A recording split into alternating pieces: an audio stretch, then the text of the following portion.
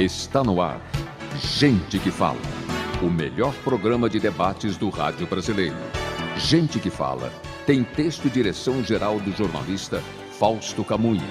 Gente que Fala reúne de segunda a sexta-feira formadores de opinião para discutir as principais notícias do dia. Gente que Fala tem o selo de qualidade APCOM.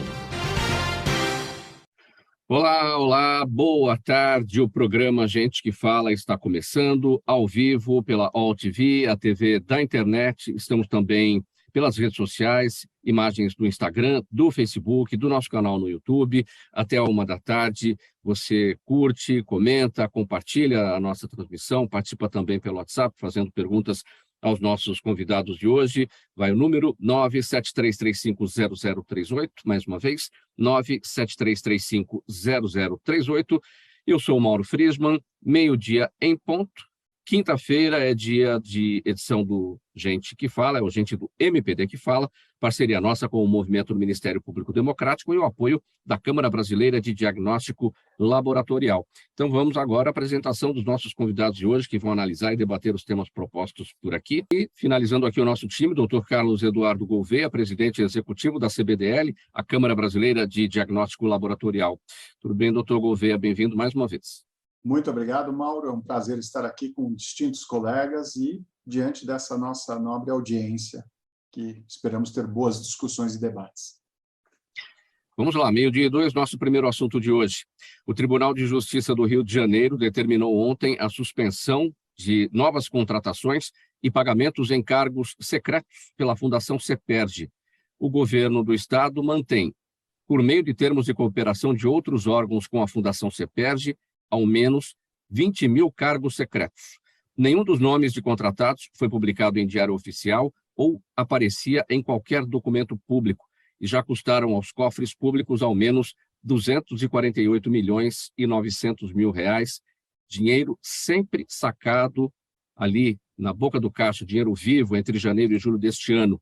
Levantamento feito com dados da Secretaria Estadual de Fazenda mostrou que Cláudio Castro aumentou em 25 vezes o orçamento da Fundação CEPERJ desde que assumiu o cargo de governador do Rio de Janeiro.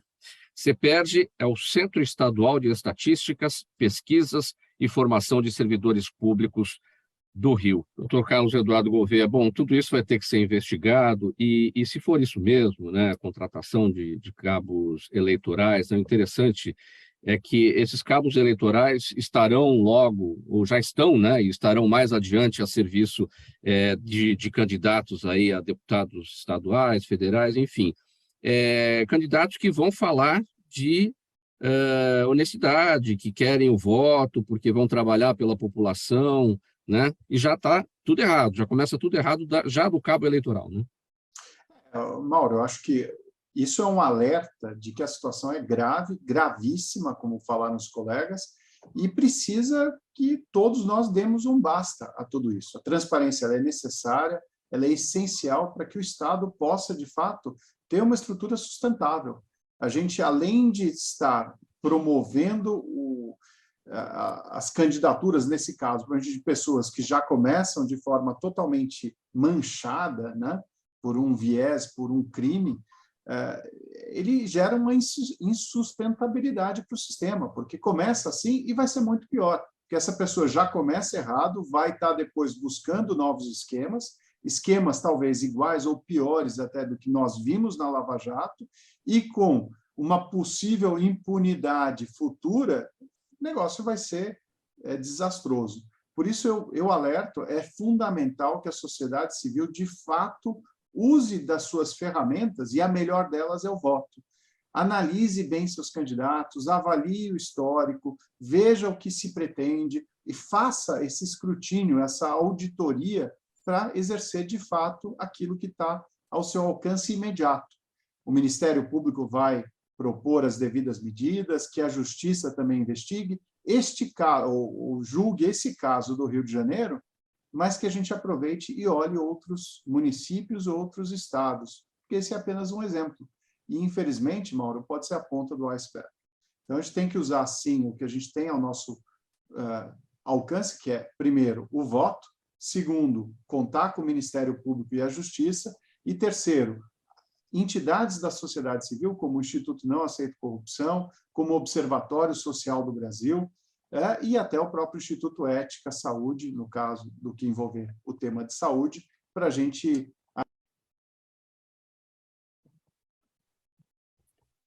Problemas com seu áudio aí, Gouveia. Desculpe, então, a gente Agora, tem que usar... sim. acabei...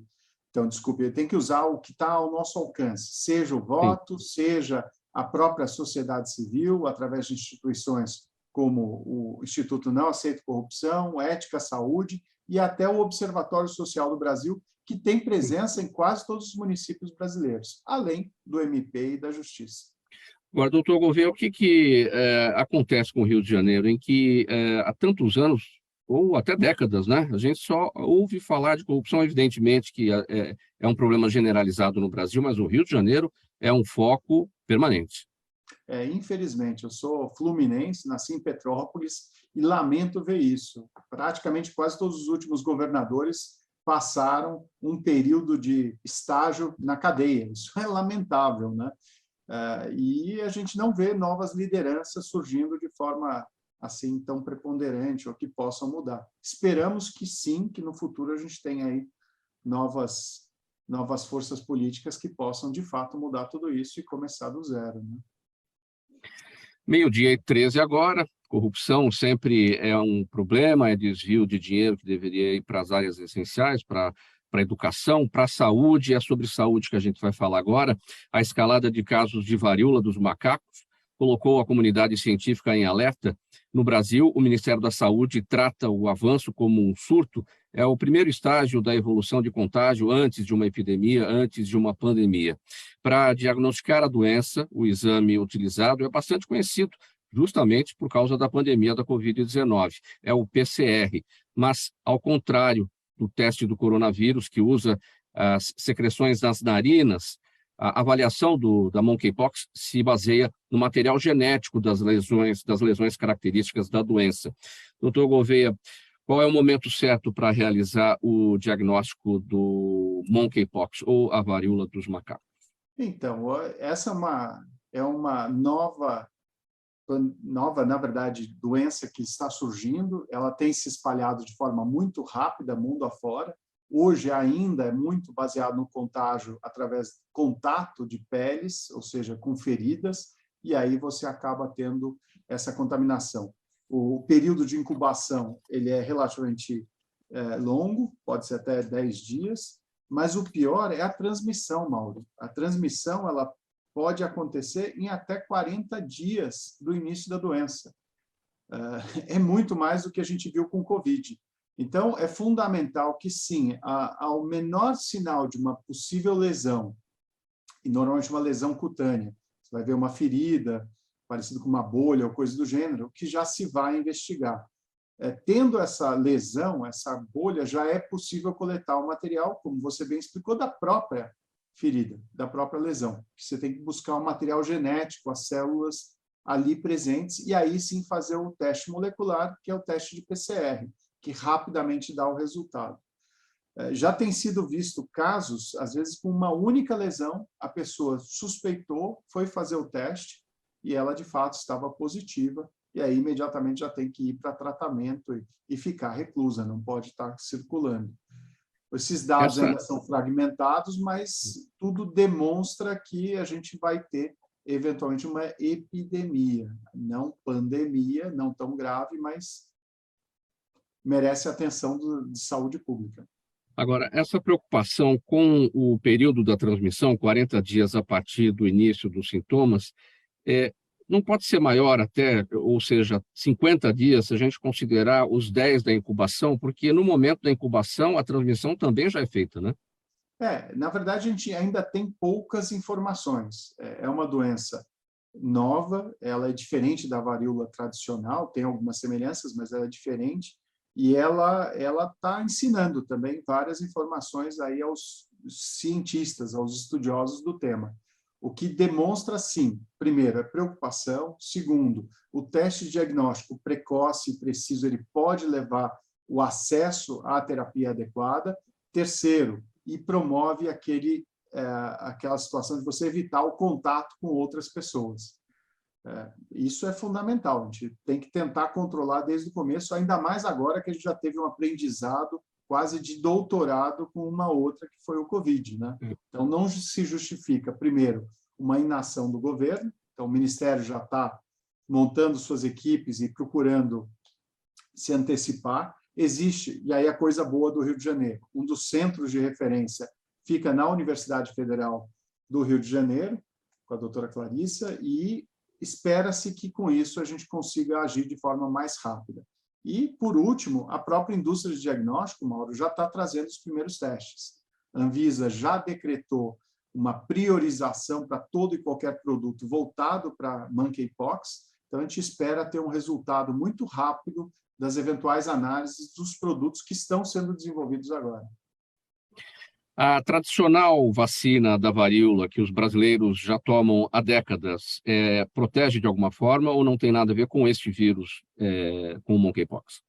Ao que tudo indica, sim, protege. Já foram iniciadas as vacinações. Na verdade, ninguém estava preparado para um volume tão grande como é o que está se indicando. Por isso, as vacinas que existem da varíola tradicional já têm sido aplicadas em populações de maior risco, seja profissional de saúde, que tem o contato propriamente dito com o paciente, ou mesmo pessoas com algum tipo de comorbidade ou homens que fazem sexo com homens. Tem alguns grupos que são elegíveis dependendo do país.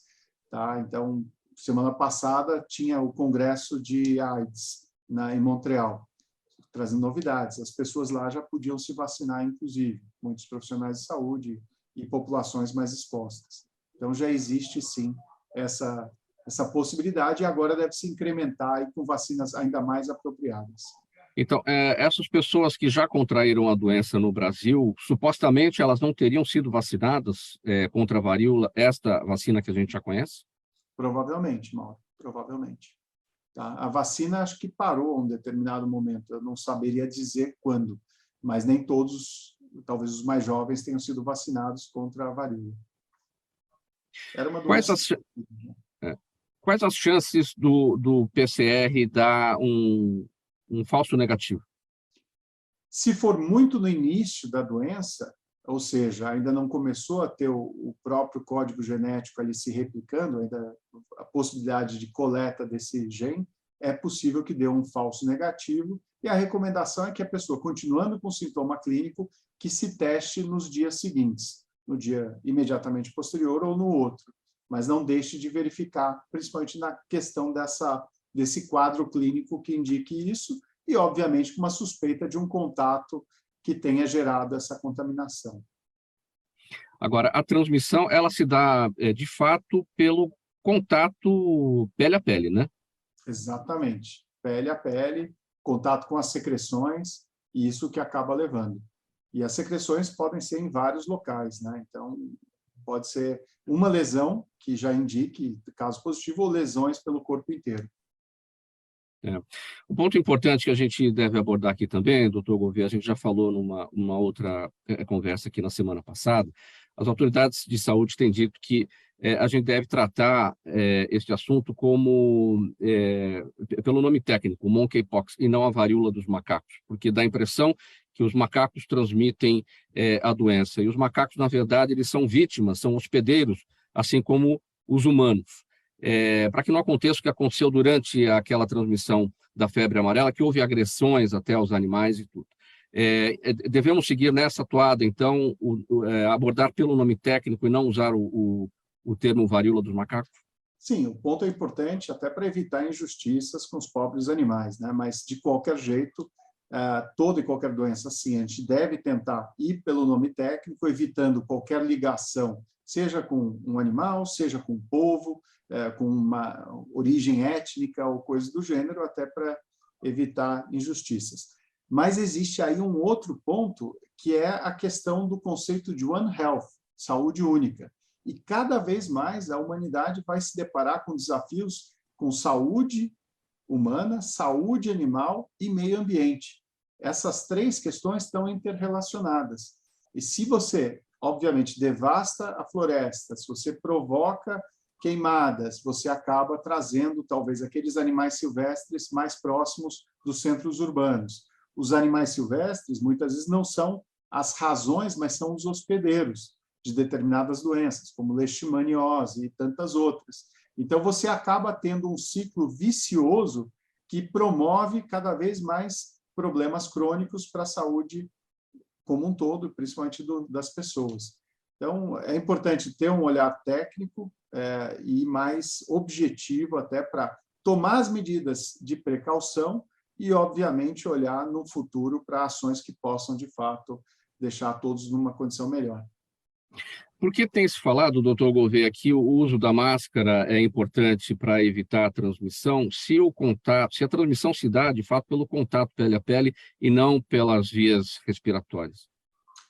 Na verdade, é mais uma segurança, entendo que seja alguma coisa adicional em termos de segurança. Se a pessoa já tiver com feridas e tudo mais, obviamente transmitindo, seria uma forma de você evitar um risco adicional, mas ela não segue o padrão do vírus respiratório como o do Covid.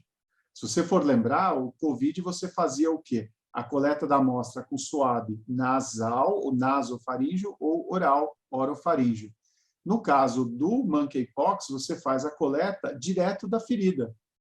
Então, se a ferida já está em pústula, então você vai colocar o suave lá e vai coletar. Pode doer um pouco? Pode, mas é o melhor método e ali vai ser rico no vírus que vai estar circulando. Se a ferida ainda está no início, talvez tenha que cutucar um pouco mais, vai doer um pouco, mas é outra forma. Agora, para a gente finalizar esse tópico, doutor Gouveia, para sair do isolamento é quando a última ferida secar. Antes disso, é sinal de que a doença está por lá, e isso pode levar 40 dias. Exatamente. Já há indicação de até 40 dias como período de transmissão. Então, é importante monitorar, seja pelas feridas ou, na dúvida, faça um novo teste molecular de PCR, que aí vai poder dar a indicação. Pessoal, faltando 1 minuto para 1 da tarde, vamos colocar um ponto final nessa edição do programa Gente que Fala de hoje. Quinta-feira é o Gente do MPD que Fala, parceria nossa com o Movimento Ministério Público Democrático e o apoio da Câmara Brasileira de Diagnóstico Laboratorial. Obrigado pela audiência. 1 em ponto, a gente volta a se falar amanhã. Abraço para todo mundo. Tchau, tchau.